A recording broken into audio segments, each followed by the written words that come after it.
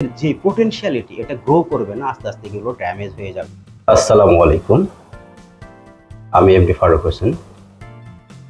বাংলাদেশের সর্বোচ্চ বিদ্যাপীঠ যে ইউনিভার্সিটিগুলো, বুয়েট, রুয়েট, এ ধরনের ইউনিভার্সিটিগুলোতে একজন স্টুডেন্টদের পড়াশোনার জন্য যে পরিমাণ ব্যয় সরকার করে এবং এই টাকাগুলো আসে কিন্তু আপনার জনগণের ট্যাক্সের টাকা, বিভিন্নভাবে জনগণের টাকা।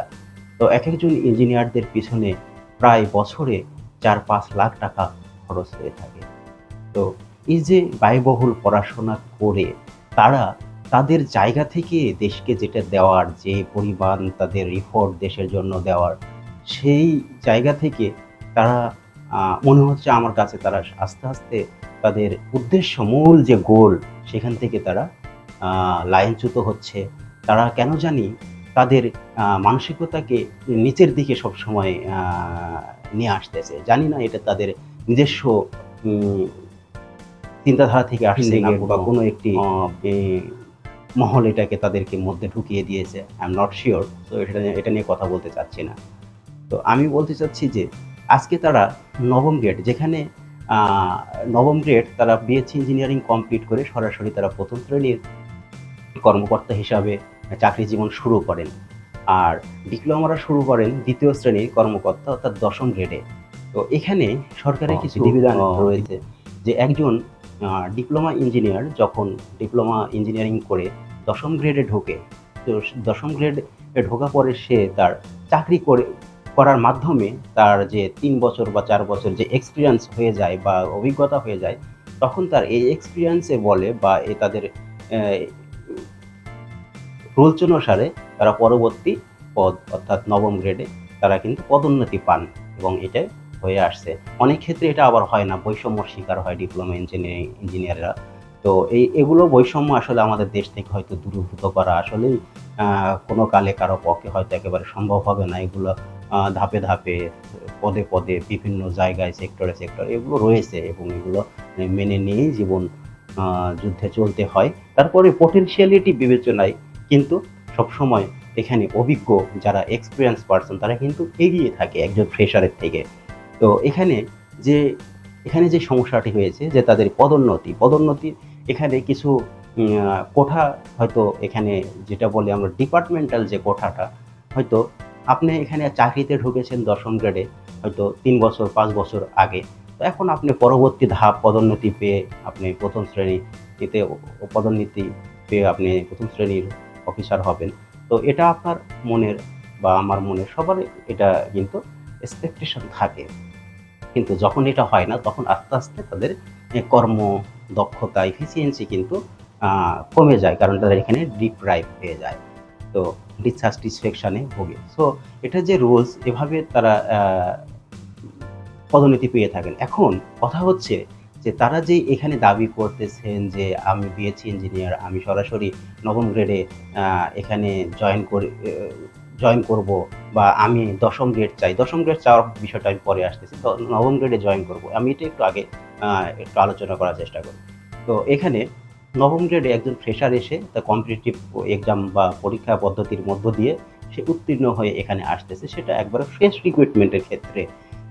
বাট এখানে যদি সেখানে স্কিল পার্সনদের দরকার হয়, এবং স্ট্র্যাকে যদি কিছু পদোন্নতির জন্য এলিজিবল ব্যক্তিবর্গরা থেকে থাকে, কর্মকর্তারা থেকে থাকে, তো সেই ক্ষেত্রে এখানে তো একটি পলিসি অবশ্যই আপনার, আমি কোঠা বলবো না, এটাকে একটি পলিসি প্রত্যেকটা অর্গানাইজেশনের, গভর্নমেন্ট ইনস্টিটিউশন বা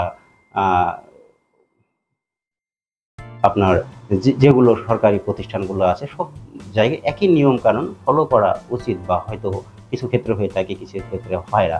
তো এখন আমি যে বিষয়টি ক্লিয়ার করতে চাই সেটি হচ্ছে যে একজন ডিপ্লোমা ইঞ্জিনিয়ার যখন ইঞ্জিনিয়ারিং কমপ্লিট করে, সে হতে পারে কম্পিউটার ইঞ্জিনিয়ার, হতে পারে সিভিল ইঞ্জিনিয়ার বা আর্কিটেক্ট ইঞ্জিনিয়ার। তো এখানে সে একই ফিল্ডে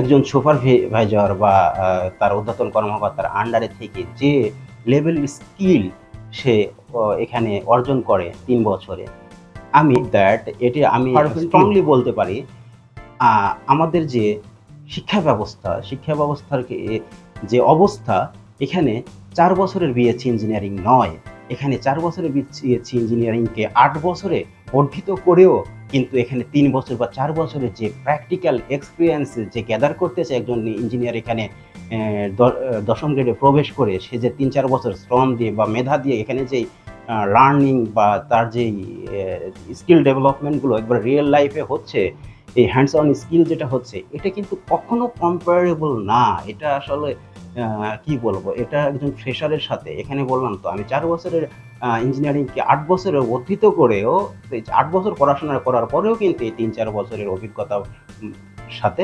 কম্পেয়ার করা যাবে না, কারণ এটা অনেক স্কিল অর্জন হয় যেটা বাস্তবে কর্মের মধ্যে দিয়ে যেটা হয় সেটা লেখাপড়াতে কখনোই সম্ভব না। আপনি দেখবেন একটা প্রোগ্রামিং ল্যাঙ্গুয়েজ বারবার মুখস্থ করে শেষ করতেছে, আপনি যতক্ষণ না ওটা নিজের হাতে টাইপ করে নিজের হাতে ওটাকে আপনি প্রোগ্রামিং কোডিং করে রেজাল্ট আপনি নিজের হাতে নিয়ে আসতে না পারবেন, একজন শুধু সারাদিন মুখস্থ করতেছে আর একজন প্র্যাকটিস করতেছে, কখনোই দুইজনের নলেজ লেভেল স্কিল লেভেল এক হবে না। সো আমি মনে হয় এই বিষয়টি ক্লিয়ার করতে পেরেছি যে পদোন্নতি কেন তারা প্রাপ্য, বা ডিপার্টমেন্টাল যে পদোন্নতি তারা কেন প্রাপ্য।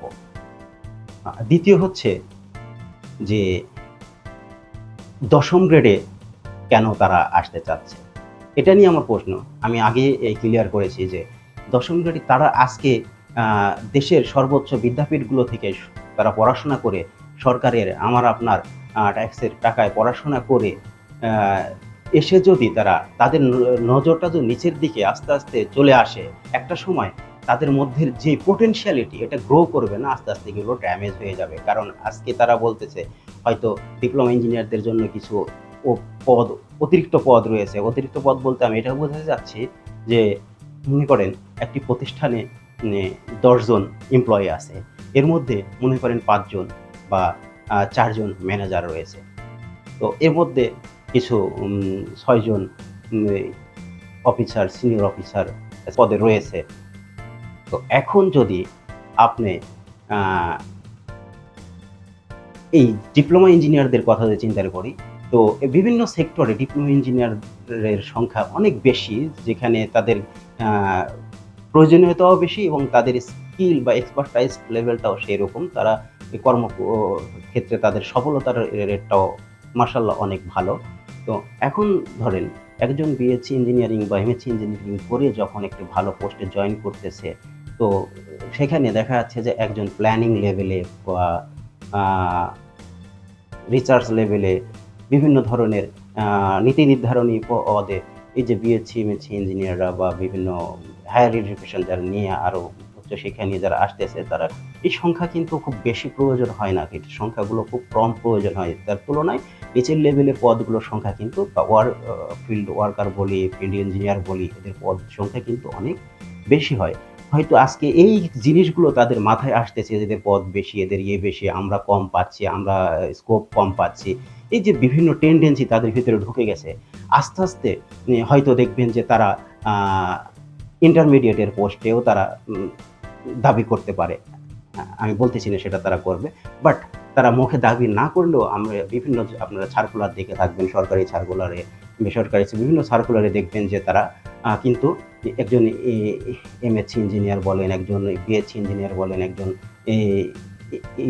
গ্র্যাজুয়েট বলেন, পোস্ট গ্র্যাজুয়েট বলেন, তারা কিন্তু হরহামেশাই তারা কিন্তু নিচের লেভেলের এসএসসি এইচএসসি পাশের এই পোস্টগুলোতে অ্যাপ্লাই করতে পারতেছে। তাদের মূল সমস্যাটা যেটা হচ্ছে, তারা যেহেতু ইঞ্জিনিয়ারদের জন্য, ডিপ্লোমা ইঞ্জিনিয়ারদের জন্য স্পেসিফাইড কিছু পোস্ট রয়েছে যেগুলোতে তারা অ্যাপ্লাই করতে পারে না, তাদের আক্ষেপ এখানে, কিন্তু তারা কিন্তু এর নিচের লেভেলেও অ্যাপ্লাই করতেছে। আমি বলবো তাদের এটা কি বলবো যে তাদের মানসিক বা সমস্যা চিন্তাধারা একটু পরিবর্তন করা উচিত। কারণ তারা যদি এভাবে আমাদের মেধাবীরা যদি এরকম এই ধরনের কাজ করে, তাহলে তাদের মেধার মূল্যায়ন, আমি মনে করি আজকে তারা মনে করতেছেন এটা হলে তাদের মেধার মূল্যায়ন হয়ে যাবে, আমি বলতেছি না, তাদের মেধার অবমূল্যায়ন হবে। তো এই ভিডিওটি যদি আপনাদের কাছে সামান্যতম ইনফরমেটিভ মনে হয় আর যদি ভালো লেগে থাকে, অবশ্যই শেয়ার করে দিবেন। আর যাদের কাছে এই ভিডিওটি ভালো মনে হচ্ছে না, আপনাদের ভিডিওতে যাচ্ছে, এটা আমি কাউকে হার্ট করার জন্য আমি ভিডিওটি বানাইনি, আমার মনে হয়েছে অ্যাজ এ আমি নিজেকে কখনো ইঞ্জিনিয়ার আসলে এভাবে নামের আগে লেখার প্রয়োজনীয়তা অনুভব করি না, বা আমি ওটা মনে করি না যে আমি নামের আগে ইঞ্জিনিয়ার লিখলে আমি ইঞ্জিনিয়ার হলাম।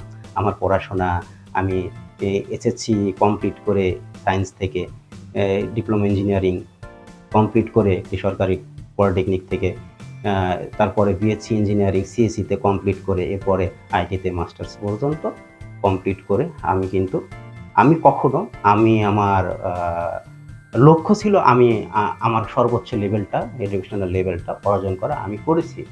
সো আমি এখানে বিএসসি বা ডিপ্লোমা ইঞ্জিনিয়ার বা বিএসসি ইঞ্জিনিয়ার কাউকে হার্ট করার জন্য কথা বলিনি। আপনারা ভেবে দেখুন, আপনারা যারা বিএসসি গ্র্যাজুয়েট তারা আপনারা যেটা করতেছেন এটা সঠিক কিনা, এটা আপনাদের কাছে ছেড়ে দিলাম।